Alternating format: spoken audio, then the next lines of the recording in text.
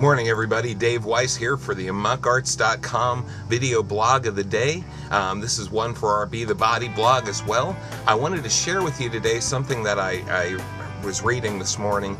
I was out on my prayer run and walk this morning, so you have to excuse my appearance. I'm a little bit messy, but I wanted to get this in before I have to leave for my office. I'm reading this book right now called You Are Talented. By Patrick Cavanaugh. I'm not sure if this book is still available or not. I got it at a local discount store.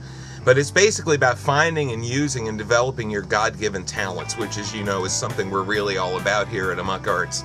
I have this little thought for today, and I'm just going to read it straight from the book. It's entitled Divine Guidance Through Our Talents. Ultimately, discovering and using our talents at work or anywhere else is one of the most important aspects of what is often called divine guidance.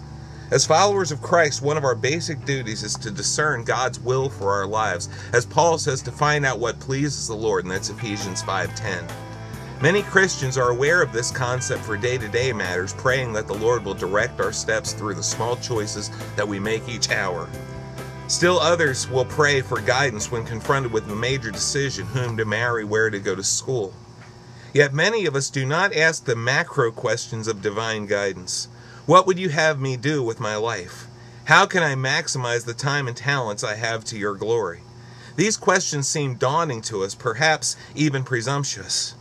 Yet the answers to such large questions can usually guide us through many of the smaller day-to-day decisions. And I love this analogy that he uses right here. He says, when my father was teaching me how to drive, we once came to a T intersection with a stop sign. Having to turn either right or left, I asked my dad which way he wanted me to go. Where are you going? Was his question. Was his immediate reply, I should say. I simply wanted to hear right or left, so I repeated my question. My father's answer was emphatic. Where are you going? In other words, Dad wanted me to consider my ultimate destination. This would, in turn, usually dictate the answers to the many sub-questions along the way, such as which way to turn at this intersection. He helped me to see that every time I plan to go somewhere, my long-term destination has to be kept in mind when making the short-term decisions of right and left turns. In the same way, every time I need to make a decision at a crossroads in my life, I will certainly seek the Lord for direction, but the answers to most of these sub-decisions are usually clear when I look at them in relation to the big picture, that is, the overall course of the life to which God has called me. So that's the question for today. Where are you going? See, every little decision that we make today should be influenced by that. Every choice you make should be influenced by where you eventually hope to end up. Yes, eventually we're talking about heaven, but I'm talking about God's vision and destination for your life. Where He wants you to get to by the time this life ends. Of course, we don't know all the answers to that. We need to keep praying for that. But as we start to get a vision, we need to let our choices be guided by what that vision means and needs. So where are you going? Let that and your prayers determine your direction for today. God bless.